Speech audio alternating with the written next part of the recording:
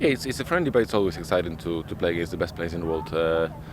We played the first preseason friendly already in Las Vegas. Now we have 2 games against Barcelona and Real Madrid, and even at this point of the season, it's always nice to compare yourself against the best teams in the world.